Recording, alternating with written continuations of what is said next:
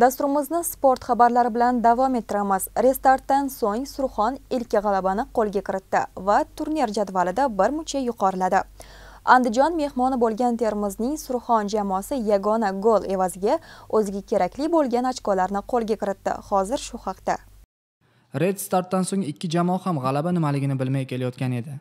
Andijon 2 o'yinda mag'lubiyat va 2 o'yinda durang natija qayd etgan. Surxon esa 1 o'yinda durang va 3 o'yinda mag'lubiyatga uchragan. Ikki jamoaga ham bu uchrashuvda 3 ochko juda ham muhim edi. Sababi turnir jadvalida yonma-yon borayotgan ikki jamoa ham Pro Liga tomon tobora yaqinlashib qolayotgan edi. O'yinga keladigan bo'lsak, birinchi taym Andijonning shiddatli hujumlari bilan boshlandi. Ammo Surxon himoyachilarining yaxshi harakati evaziga Andijon ko'plab vaziyatlardan foydalana olmadi. Birinchi bo'limning o'rtalariga kelganda Surxonda burchak to'pini amalga oshirish imkoniyati paydo bo'ldi. Andijon himoyachilari va darvozabonning qo'pol xatosidan so'ng Aleksandr Kasyan uchrashuvda hisobni ochdi.